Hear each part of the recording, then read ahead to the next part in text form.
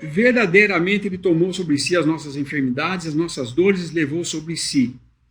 E nós o reputávamos por aflito, ferido de Deus e oprimido.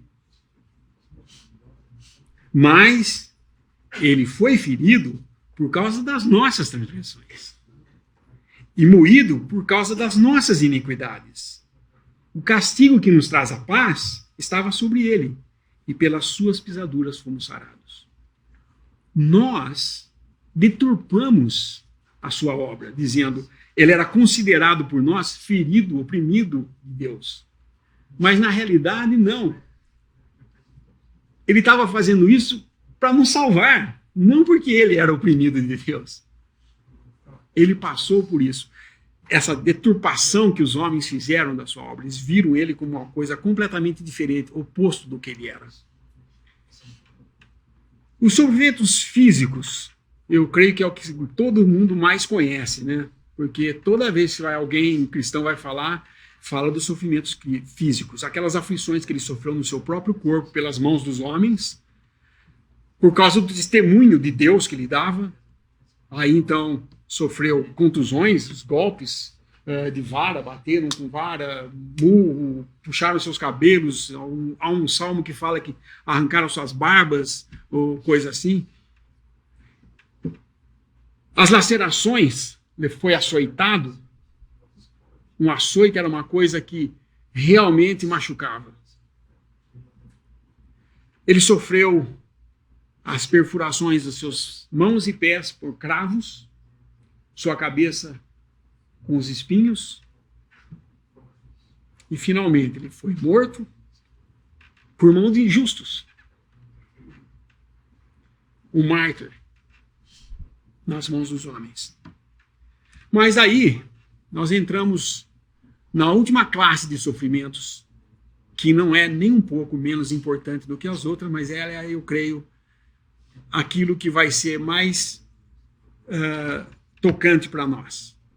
São os sofrimentos expiatórios do Senhor Jesus.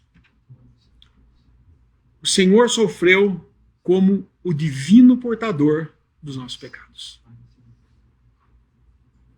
Ele levou sobre si os nossos pecados. E esse sofrimento foi nas mãos de Deus. Até agora, todos os sofrimentos que eu estava falando para vocês, nenhum deles podia libertar do pecado. Podia tirar pecados ou perdoar pecado. Nenhum deles. Muitos falam, a vida do Senhor foi bela, foi um exemplo para nós, tal. É um exemplo, sim, mas ela não, se ele só tivesse vivido aqui e não tivesse ido a essa cruz e morrido lá, nenhum de nossos pecados poderia ser expiado.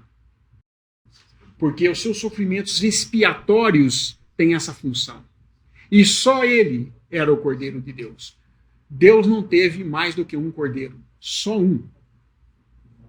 Quando João Batista avista ele vindo, fala, eis o Cordeiro de Deus, o Cordeiro, não um dos, o Cordeiro de Deus, que tira o pecado do mundo. Não existia dúvidas. Ele era o único que podia fazer essa obra. Essa expiação, esses sofrimentos, não podiam tirar pecado em sua vida. Era necessário que ele morresse. Somente pelos sofrimentos de Cristo na cruz, as 3 horas de trevas que ele suportou naquela cruz por nós, a questão do pecado pode ser tratada. Porque, tendo ele sofrido nas mãos dos homens, tendo ele sofrido nas mãos de Satanás, agora ele ia sofrer diretamente das mãos de Deus. Deus ia ter que fazer uma coisa extremamente difícil, porque era o próprio e único filho, ele ia ter que virar as costas, virar o rosto para o Senhor. Ele ia ter que ficar em trevas. A expiação pelo pecado e pelos pecados do Senhor Jesus, que ele suportou, consumou, exauriu todo todas as demandas do justo juízo de Deus sobre o pecado.